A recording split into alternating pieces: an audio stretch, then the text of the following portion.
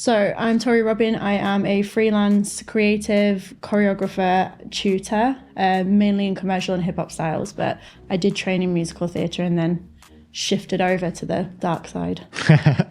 Welcome to Studio Sessions, a video series for creative performers. Each week we go behind the scenes on the shoots and sit down with guests to discuss their careers, the creative industry, and share the lessons they've learned along the way. Welcome to the show. Thank you for having me. How's your day been today? It's been insane and iconic and super fun, all wrapped into one. So kind of going back on your dance career, what was your first memory of dance?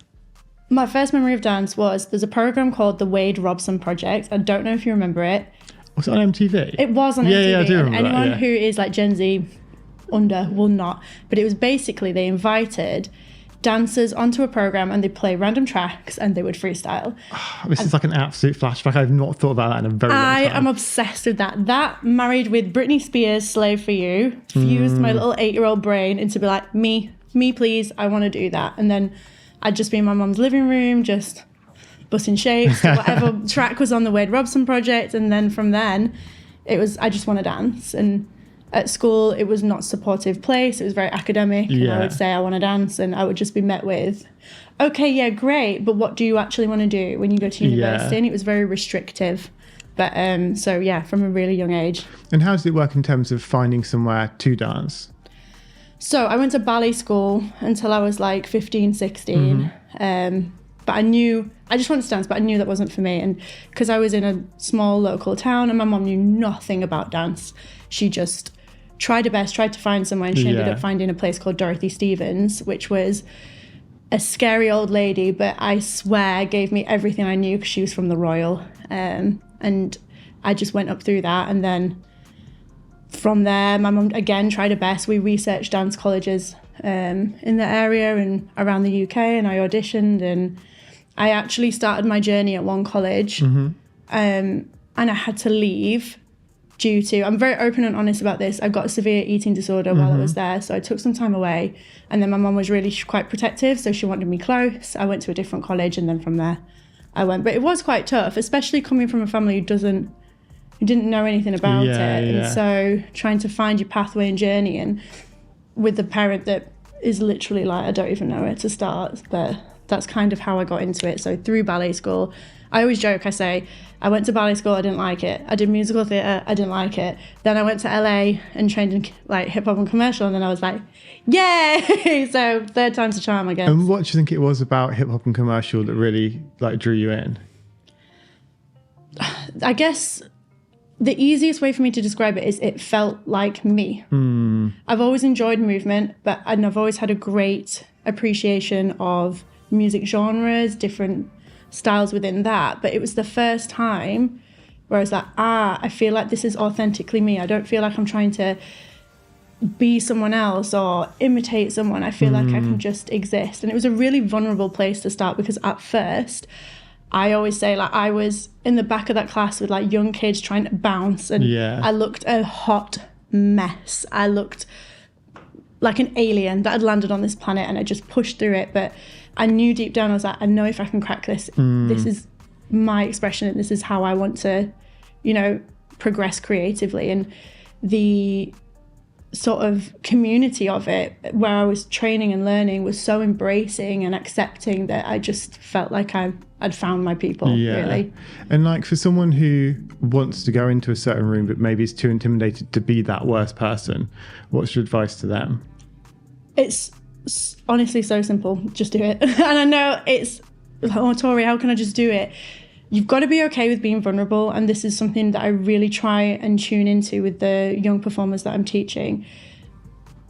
There is so much discovery in allowing yourself to be vulnerable, not only within your progression in artistry and creativity, but in how you'll connect with other artists, and how you'll connect with other choreographers, and also how you'll connect with audiences. Because until you're vulnerable, you have a wall and a barrier, and once that wall is down, the audiences are like, I feel that, I felt that, I've lived that.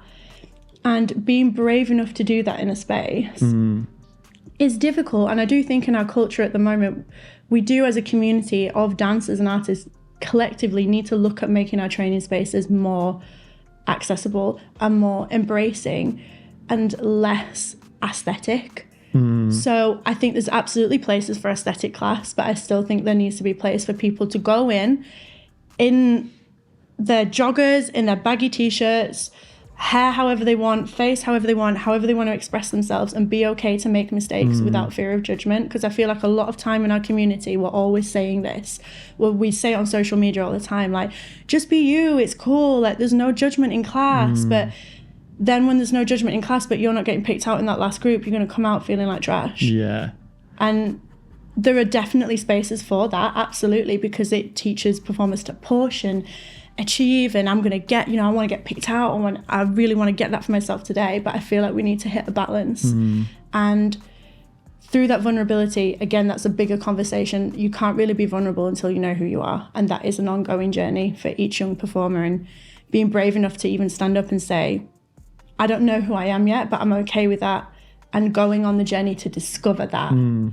So how would someone kind of experience vulnerability, and how can they kind of practice that? Okay, so I always say vulnerability will come from, first of all, accepting that you don't know everything. And that goes for tutors as well. I don't know everything. I will never know everything. I still have a lot of mentors that I look up to and I go to for advice. So I think on top of that as well, like, even whoever you look up to the most in the world doesn't know everything. Right, absolutely. And I think they need to be okay with that. They need to be okay with, I don't know everything, I'm here to learn, and I'm going to make mistakes. And so in class, asking questions. In class, I'm really sorry, I still don't understand could you try again? Because when I'm teaching, if a student doesn't understand, it's not them, it's me. I haven't communicated it in a way that's reached them yet. So I need to try a different route so they can connect with me.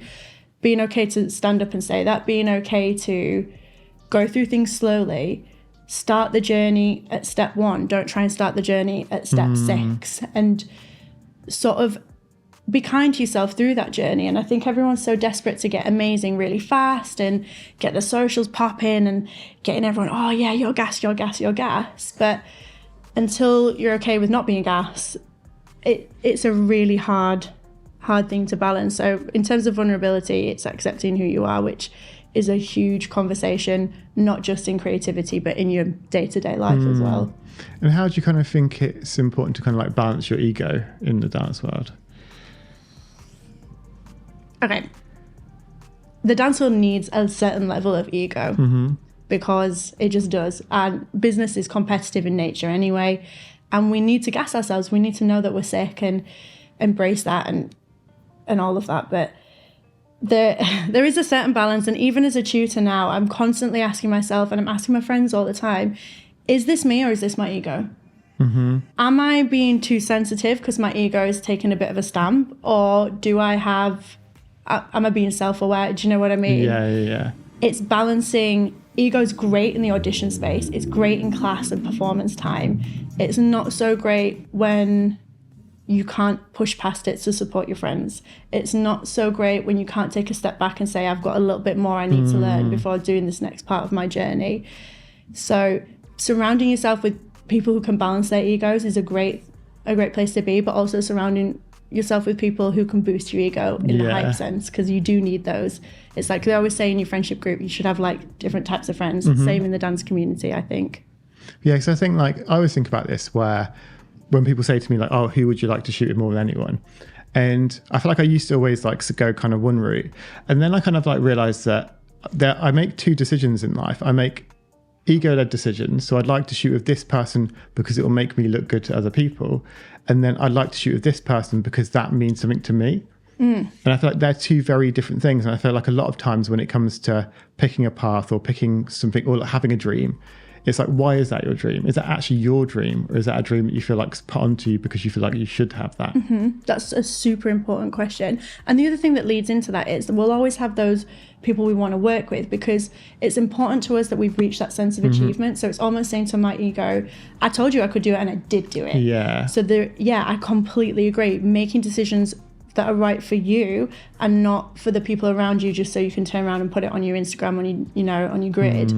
Like, balancing the ego for the achievement of your starting point, so where your journey is, and against the value of ego on others. It's such a tough conversation, especially for young performers, and especially now because everything is so online driven, that we're kind of losing this rawness and fearlessness and authenticity. It's becoming very Black Mirror-esque.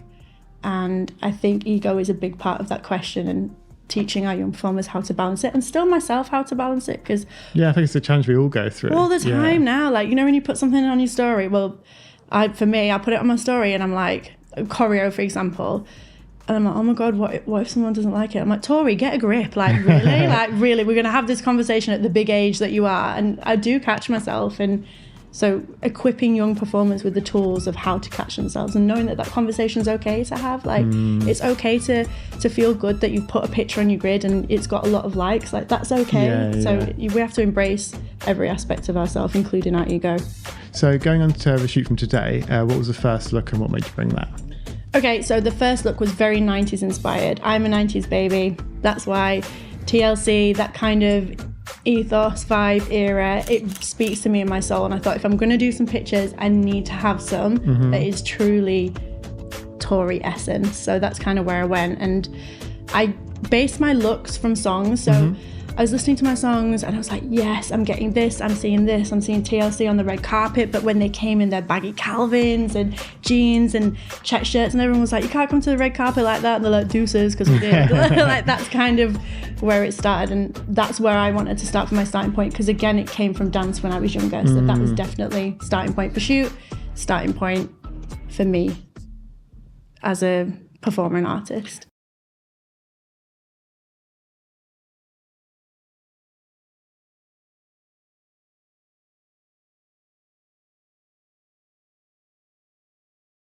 And do you think that, because obviously today, all of the outfits you picked were kind of like based off the back of a song.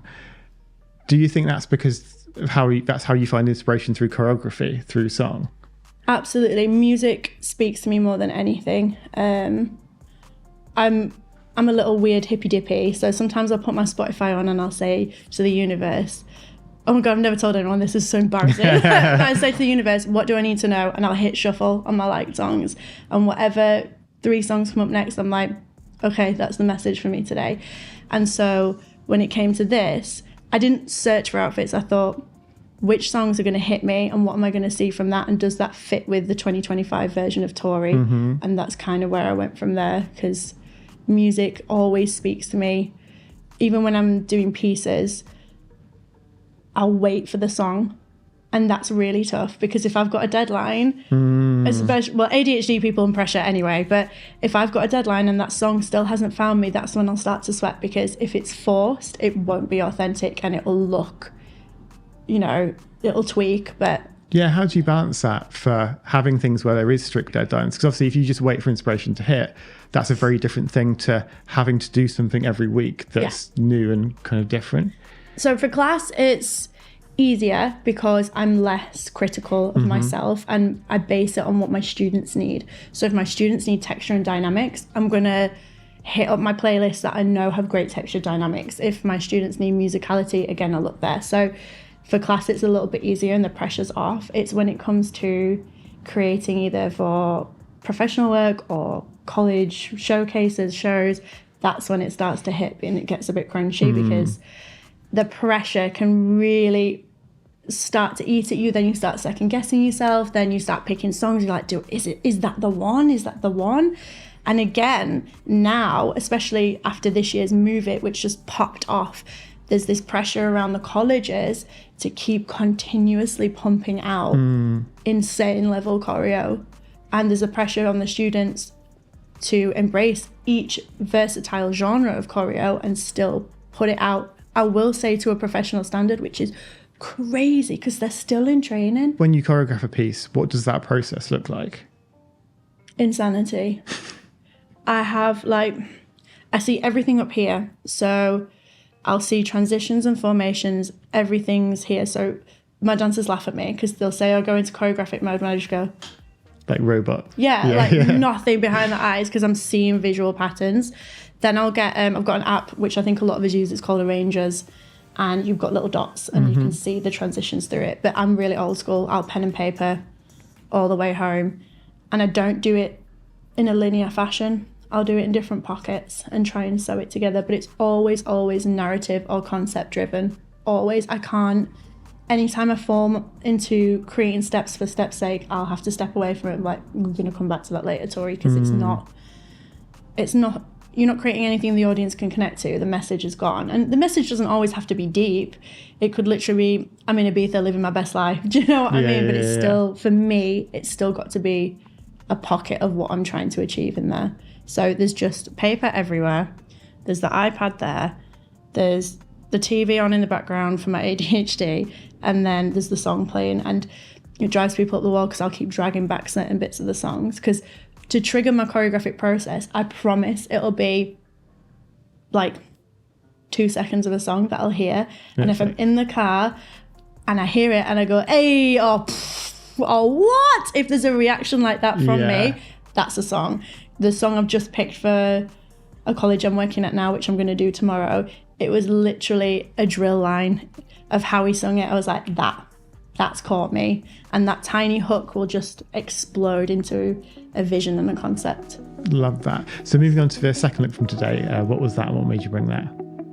So that was Lakers, wasn't it? The second look. Yeah. Again, that was inspired from my time in LA. That was inspired from sort of West Coast rap, hip hop, that era. Again, casual Tori. I live my life dressed like a boy all day, every day. And so, again, I want to stay authentic to me. Yes, I've got this girly side that I do embrace, but deep down, I am the 8-year-old in her matching popper pant tracksuit. And seeing the evolution of Tori, like the grown-up version of that, is super important to me as a check-in. And LA was such a significant part of my life. I always say it was the best and the worst time of my life, but that was happening all at once. And so to mark that in memory is super important. And what made it the best and the worst? There was a lot of personal stuff I was going through at the time that was really tough for me in LA, and also going into sessions where I was being super vulnerable and I looked like I'd never put one foot in front of the other in my entire life, which as dancers we know feels not nice. And then to do that again day after day after day and to keep putting myself through that process, I kept having to say, trust it, relax, it's going to work out, you're in the right place. And having those different levels of experiences, because I was having these breakthroughs in class and starting to see the journey, and I'm like, I can't wait to come home and sort of expand and see where I can go with this. I was being defeatist, but then I was getting excited, and then it was just a mixture of all emotions and experiences at once. But it's one of those times where I would absolutely go back and relive it, even for the awful bits, because it's a significant part of who I am today. How do you think you changed from before you went to coming back? Okay, so when I graduated, I had the audacity. I don't know who I thought I was. I was running around this industry like I was the best dancer on the planet with zero backup. And I wasn't a performer with depth. I was very 2D. I had great pickup skills, so I could parrot things back very easily, but it was a parrot.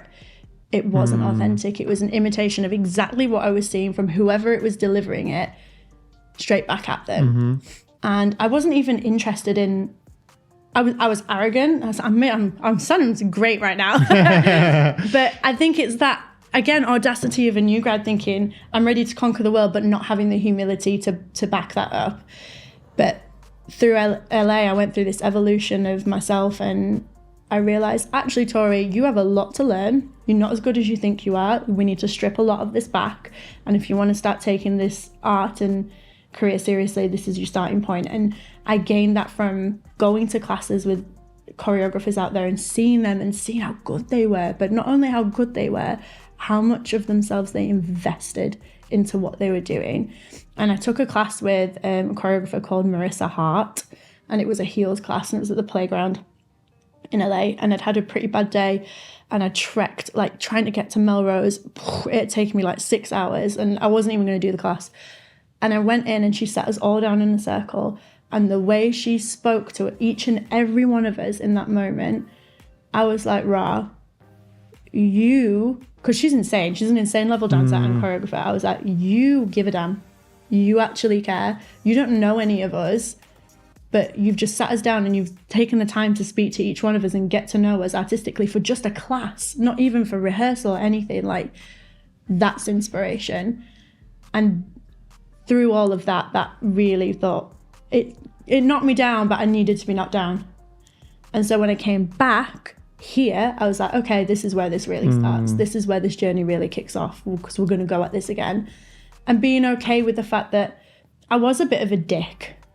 And, I'm a human, like, that's fine. And knowing that that's still a part of my journey and it's helped me kind of shift forward. I had to go through that. Otherwise, one, I wouldn't have achieved what I have achieved, but two, I wouldn't have been able to make connections with creatives and relationships and build these things and even step into my role as a tutor. I wouldn't be able to teach the way I teach today had I not gone on that trip. Because I would have just been one of those teachers who face value, go into class, throw out some choreo, forget about it, leave. And that's definitely not who I am now. It's very much going in, understanding who each one of my students in front of me is as a creative, even if they don't realize it yet, and helping them find the key to discover that and building them up and their artistic journey. And from your experience working with so many younger people, what's some common things that you see a lot of people go through? When we get to third year, we get this fear of not knowing who we are, which is what we spoke about before when I spoke about the mood boards in third year. At the beginning of third year, I asked them to do 2 mood boards, who they are as a creative and who they are as a person, and how they interlink across. And they find it really difficult because it's not actually something they've ever thought about in their journey. They're very much, learn these steps, learn this tech, do this, do that, touch your toes, get your leg up there, not who are you artistically. So that's a big struggle for them. And as I'm teaching as well, they're lost in the journey of getting there. They always want to get there. And I'm like, but where is there? Where are you getting to? Because you're going to do this for like 30 more years. So chill out, calm down.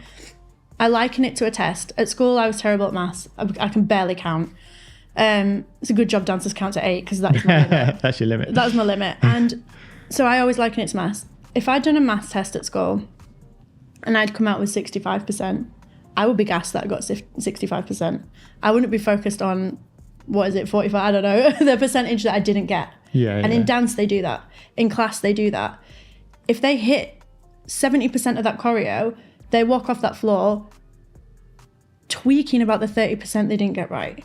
And I can see young performers of today, we're doing this, like the gap's getting bigger. So we're getting performers and young performers who are, I'm going to say it, heavy in ego, lacking humility, and not embracing of others. And then we're getting the flip side of the young performers who are embracing, authentic, but so low in confidence, they're fearful. And I really think in our job as educators, it's balancing that more than ever, because I feel like a lot of our young performers are lost. And this is a conversation I do have with tutors a lot. They're lost and they need guidance, not just in tech and steps, but guidance how to creatively manage their journey. Does that make sense? Yeah. And in terms of kind of like mentorship, what would your recommendation be to someone who maybe does feel a bit lost at the moment, feels a bit low in confidence? What would your advice be to them in terms of like finding someone to like help them along that journey? Okay, so there's different ways to go about it. I think a lot of the time performers are afraid to talk to their tutors on a human level because they don't want their tutors to think they can't do it, or they suck, or they're trash, and they won't. Tutors will be like, oh my gosh, you finally asked me. Yes, brilliant. Connect with this creative, go and do that class. The more you open yourself out to other creatives, the more embraced you'll feel, regardless of where you are in your journey. And I think a lot of people are scared to do that because, again, like our industry, it's like that.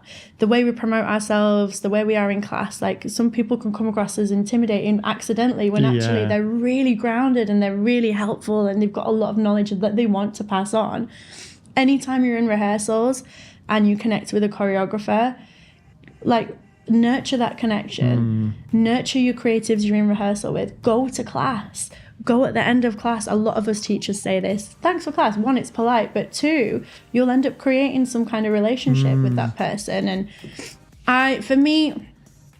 I'm as a tutor, my mentors kind of came later in life. So I work with someone called Mark Hedges at the minute, and he is so inspirational to me. And anytime I'm creating or doing something I need advice, I'm like, I'm going to ask Mark. And he will never, even if he disagrees with me, he'll never berate me. He will open my eyes. And there's two other people that do that, Stuart Hayes and Stuart Avon Arnold. And each one of them in their own different ways has guided. And Stuart Hayes and Stuart Avon Arnold trained me as young Tori, whereas Mark never did, thank God. He would be like, get away. They know what you they've seen my progression. So that's an easier place. So again, for young performers, don't be afraid to go back to those people who were a big part of your journey. Even if you've changed and evolved, they'll want to see that change. And don't be afraid to connect to people who you're now meeting as the artist that you are, and sort of build your community from there. Going on to the third look from today, what was that and what made you bring that? Oh, the Care Bear. So the pink Care Bear boxers, fluffy scrunchies, that was Doja Cat at Gora Hills. Whenever I see that, I get this Clueless, I'm obsessed with 90s. Clueless 90s, fluffy pen, writing in the diary, like that kind of stripped back, laid back, girly pop essence. And I was just like, I have to do it. It's very me, it's very kitsch. And then obviously I brought the heels in just to clean it up a bit because I'm a messy person. I feel like that was one that as soon as you open your suitcase, I was just like, what is that? I was like, we need to know what that is, because that just like looks amazing. What would your advice be to someone starting a portfolio who maybe doesn't really know what to do yet, or what kind of outfits to pick and that kind of thing? I think going back, again, the mood boards really help. But that is a long process. Go through your TikToks, go through your Instagram, go through your Pinterest, go through aesthetic things, color palettes of what you like, what suit you. And then in terms of fashion, don't just go with the latest fashion trend because you want to look current. It's going to move, it's going to shift. In like 4 to 6 months, it's going to go back anyway. So doing something that speaks to you and you like. For me, it's music and eras. I love to link it that way. For some people, it might be books, or it might be photography, e.g. maybe there's a picture of like a really serene lake with a lot of nature, and I'm like, right, what would that make you think of? And they might be like, it makes me think of Wuthering Heights, and that's really me. So what's going on now in the fashion industry that's Wuthering Heights that we can go to? Or it might be, oh my God, Tori, I went to Paris and I just felt like it was one of the happiest times of my life. Okay, so let's lock in that emotion. Let's go to things from your journey in Paris, architecture, colour palettes, fashion from that time, and let's bring your version of that. So connecting your life and your emotions and your likes and dislikes to your looks is hugely like part of who you are. There's a lot of people, like, for example, you've got stunning pictures of a lot of performers that if I put on what they were wearing, I would look like a tool. Like I would, like, and it's not because it wasn't a sick outfit or it isn't a sick shot. It's just, it's not me. And that's where the starting point is. Go to your likes and dislikes and then move from there. And if you don't know, go to your friends and your creatives, like, give me 3 words that you would say I am, and do that with each one of them, and then start bridging those gaps. And even if they say, like, for me, it would be chaotic, I'd be like, agreed. I wouldn't necessarily take the negative of chaotic. I'd be like, right, so what reminds me of chaos? Well, these colours and this and that. And I would just kind of take it from there. Yeah, I feel like that advice of asking friends is like really good, because I feel like your friends will know you so well. And I feel like even you could just have the mindset of, what would this friend think I should wear? And that will probably be the thing that you should wear, because that's clearly your brand of how people perceive you. Absolutely. So kind of coming back to like your career and kind of moving on. So you're back from LA. What's the kind of like next steps for you?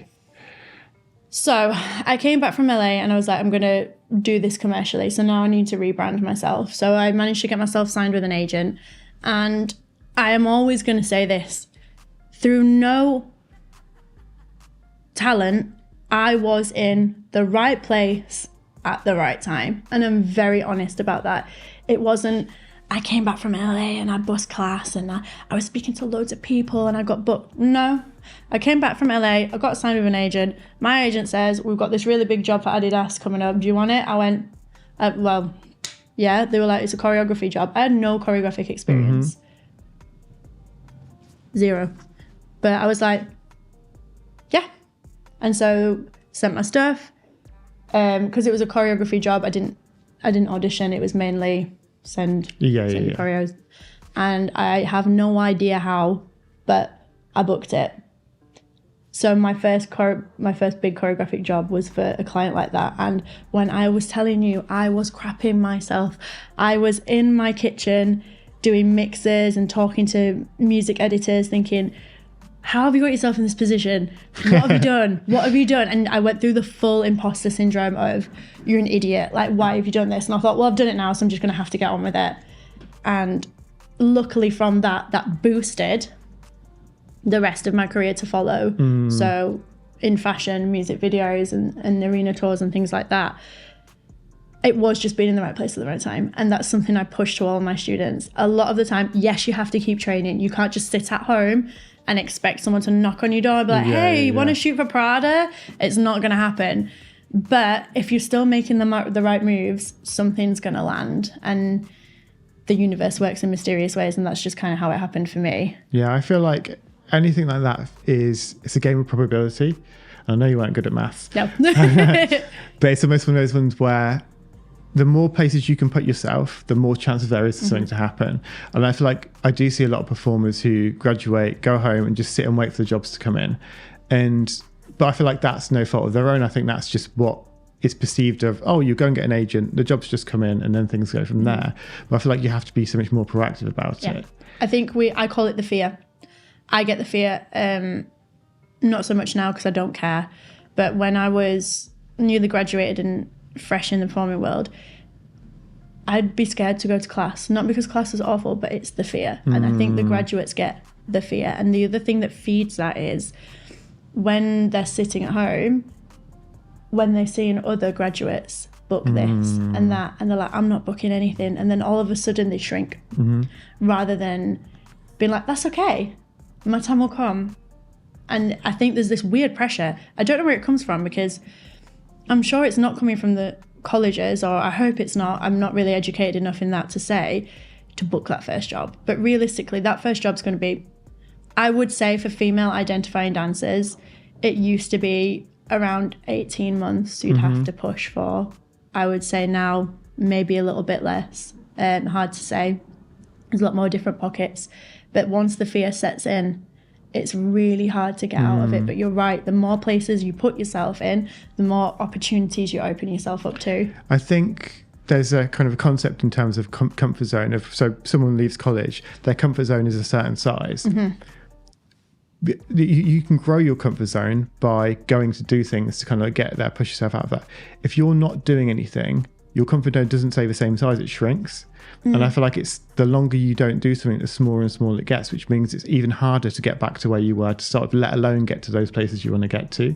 I fully agree. And then the other thing is when you go into auditions and you've seen the people either who graduated before you or who graduated the same year or even haven't graduated yet. This is the key one. The ones who haven't graduated yet, when you see them at the playground, the manor, and they're like, what are you doing now?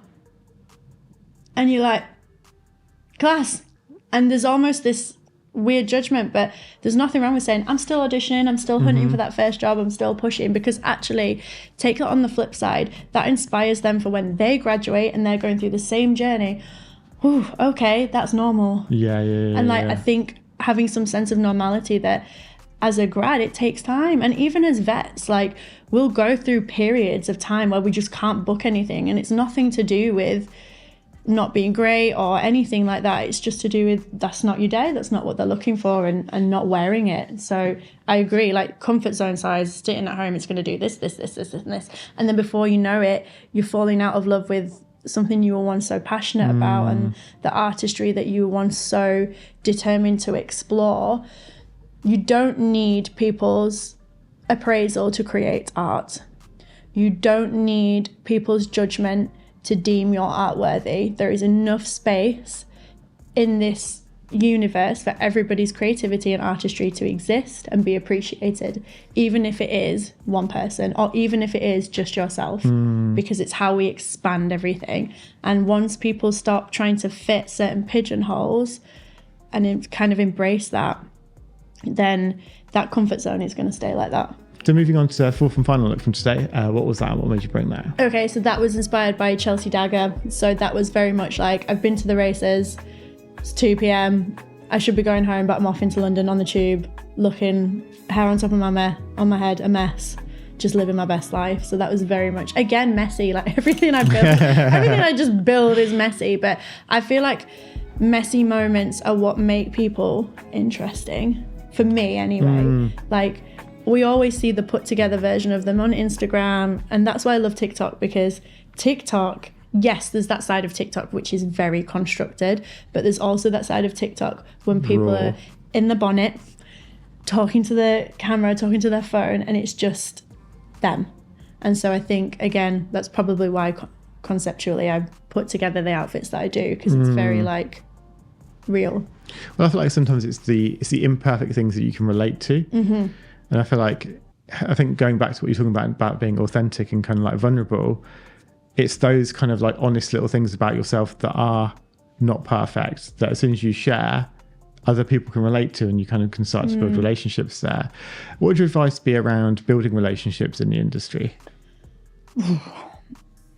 This is a tough one, because I'm very much on the side of, as cheesy as it is, just be you, and you will attract and connect with the creatives and artists you are meant to create and attract.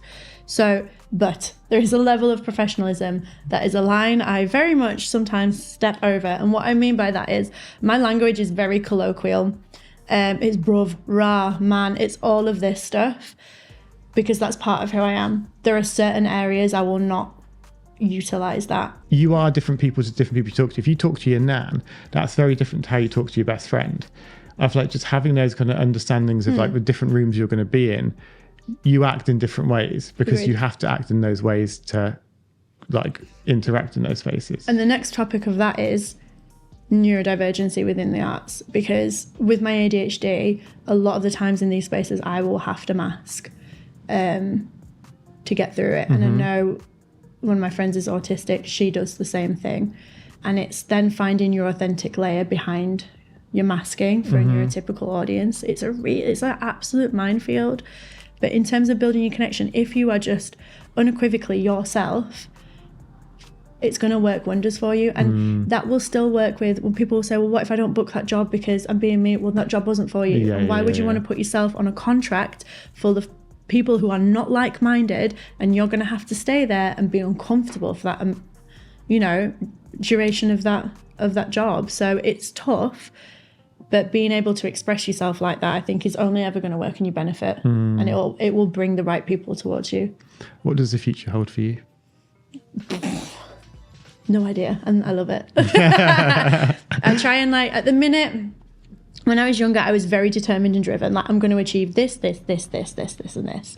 And as I've grown, I've kind of fallen in love with more of the idea of not knowing. Because, again, through my personal life, I've been through ups and downs, and I've been married, I've been divorced, I've been happy, I've been sad, and a lot of the time I was trying to mold myself to a social construct of, by this point you should have done this, and I was missing targets, I was losing focus and sight, and I was only just making myself sad. So I think having specific career goals, great, the stuff I want to achieve choreographically, and I know we spoke before about whether I want to move choreographically or into teaching. I'm still undecided, and that day will come when I think the universe makes a decision for me, along with me. But being open to every opportunity and listening to my intuition on whether that's the right path for me in that moment. Because just because I say no 1 month doesn't mean 6-7 months down the line I'm going to feel the same. Yeah. So who knows? I can't give you a more definite response. So fine. And kind of, if you had the chance to kind of go back and speak to little you, what would you say to her? Girl, drop your ego. Listen to your tutors more, because they know more than they think you do. Embrace who you are and stop trying to hide from it. and don't shut people out. Those are pretty much the 4 key things I would go back. And I'd give myself a big hug. I'd be like, keep dancing to the Wade Robson Project. I absolutely would. Thank you so much, Liz. It's been really fun. Thank you so much for watching. If you liked this episode, please share it. If you want to see more of these, click subscribe. And if you've got any questions or anything you want to ask, just drop them in the comments below. See you in the next session.